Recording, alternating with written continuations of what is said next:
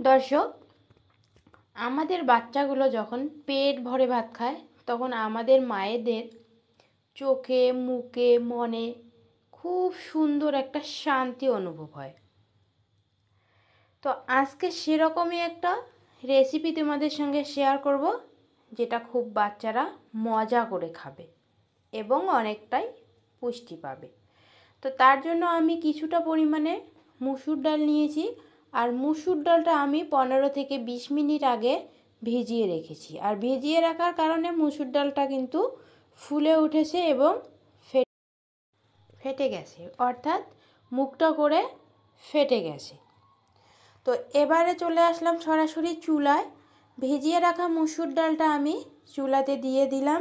তোমাদের হাতে সময় কম থাকলে এখানে মুসুর ডালটা গরম পানি দিয়েও ভিজিয়ে রাখতে পারো, আমি নর্মাল পানি দিয়ে ভিজিয়ে রেখেছি। আর এখানে দিয়ে দিলাম রান্নার আলু আর 2 থেকে 3 কোয়া রসুন কুচি। এরপরে পরিমাণ মতো হলুদ গুঁড়ো আর দিয়ে দিলাম স্বাদ মতো লবণ। তোমাদের বাচ্চা যদি লবণ না খেতে অভ্যস্ত তাহলে তোমরা লবণটা দিও না। তো এরপরে রান্নার তেল দিলাম 1 চামচ পরিমাণে, দিয়ে ভালো করে ভেজে নেব। এই ভাজাটা কিন্তু একদম শুকনো শুকনো করে ভেজে নিতে হবে। দর্শক, আমি এখানে রান্নার আলুটা ব্যবহার করেছি। তোমাদের হাতে যদি মিষ্টি আলু থাকে সেই আলুটাও তোমরা দিতে পারো। আমার হাতের কাছে মিষ্টি আলুটা ছিল না, সেই কারণে আমি রান্নার আলুটা দিয়েই রান্নাটা করে নিচ্ছি। দেখো, সবগুলো আমার ভাজা হয়ে গেছে। এখন আমি পরিমাণ মতো পানি দিব। এখানে খুব বেশি একটা পানি লাগবে না, যতটুকু পানি লাগবে আমি ততটুকু পানি দিয়ে ঢাকনা দিয়ে ঢেকে রাখবো। যেহেতু আমি মুসুর ডালটা অনেকক্ষণ আগেই ভিজিয়ে রেখেছি, সেই কারণে কিন্তু সেদ্ধ হতে বেশি একটা টাইম লাগবে না। তো ঢাকনা দিয়ে ঢেকে রেখেছি। এখন ফিরে আসলাম। তো এখন তোমাদেরকে আমি দেখিয়ে দিচ্ছি আলুগুলো কিন্তু আমার ভালো করে সেদ্ধ হয়ে গেছে, এদিকে মুসুর ডালটাও সব সেদ্ধ হয়ে গেছে। এখন আমার হাতে 1 মুঠো পালং শাক আমি ভালো করে ধুইয়েছি এবং কুচি কুচি করে কেটে নিয়েছি। সেই পালং শাকটা আলু এবং ডালের মধ্যে দিয়ে ভালো করে নাড়াচাড়া করে নেব। দর্শক, পালং শাক হচ্ছে পৃথিবীব্যাপী খুবই জনপ্রিয় একটি খাদ্য। শুধু তার পুষ্টি গুণে এই খাদ্যটি সবারই প্রিয়।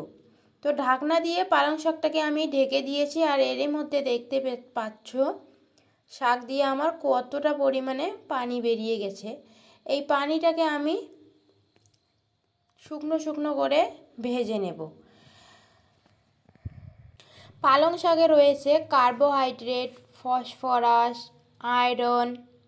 পালং শাক খেলে কিন্তু বাচ্চাদের মেধা বিকাশে অনেকটাই সহায়তা করে, অর্থাৎ বাচ্চাদের কিছু শেখা বা মনে রাখার ক্ষমতা অনেকটাই বাড়ে। এবং পালং শাক খেলে বাচ্চাদের উচ্চতাও কিন্তু বৃদ্ধি হয়। পালং শাক খেলে কিন্তু বাচ্চাদের ত্বকও অনেকটা উজ্জ্বল হয়। তাহলে বুঝতেই পারছেন পালং শাক কতটা উপকারিতা।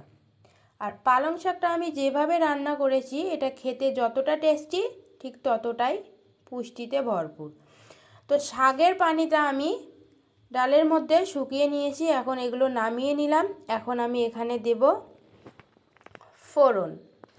ফোড়নে দিয়ে দিচ্ছি একটু তেল দিয়ে দিলাম, আর তোমরা চাইলে এখানে ঘি দিয়েও ফোড়নটা দিতে পারো। তো আমি এখানে রান্নার তেল দিলাম, আর একটা মুখ ফাটানো এলাচ দিয়ে দিলাম, আর 2 থেকে 3 কোয়া রসুন কুচি করে দিয়েছি, আর পরিমাণ মতো দিয়েছি পেঁয়াজ কুচি। তো এগুলো এখন আমি তেলের সঙ্গে ভালো করে ভেজে নেব। আমি আবারও বলছি, এখানে রান্নার তেল ব্যবহার করেছি, তোমরা চাইলে ঘি অথবা বাটার দিয়ে রান্নাটা করতে পারো। তো পেঁয়াজ আর রসুনগুলো ভালো করে ভেজে নিয়েছে। এখন এর মধ্যে দিয়ে দিব আমি সবজিগুলো, শাক এবং ডালটা। এখন এগুলো ফোড়নের মধ্যে দিয়ে রসটা শুকিয়ে আসলে এটাকে নামিয়ে বাচ্চাদেরকে সার্ভ করতে পারেন।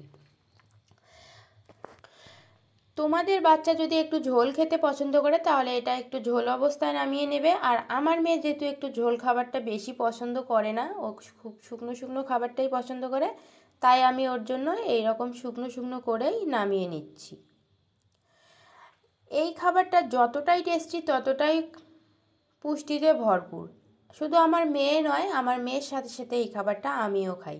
তোমরা একদিন বাসায় ট্রাই করে দেখবে, খুব সুন্দর হয় খেতে।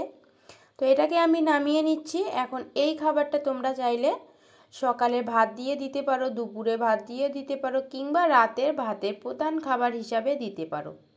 এই খাবারটা যদি বাচ্চাদেরকে একবার খাওয়ানো যায়, তাহলে বাচ্চার সারা দিনের পুষ্টির চাহিদা পূরণ হয়ে যাবে। মসুর ডাল রয়েছে, আলু রয়েছে, আর রয়েছে পালং শাক। তো আমি আমার মেয়েকে এই খাবারটা দুপুরবেলা দিয়েছি, আর দুপুরবেলা আমার মেয়েকে আমি 1 পিস মাছ দিয়েছি, সঙ্গে এই সবজিটা দিয়ে দিয়েছি। আমার মেয়ে কিন্তু খুব মজা করে খেয়েছে। আর যখন আমার মেয়ে এত সুন্দরভাবে মজা করে খায়, তখন কিন্তু আমার খুব সুন্দর একটা শান্তি অনুভব হয়। তো যাই হোক বন্ধুরা, আজকের ভিডিও এই পর্যন্তই শেষ করলাম।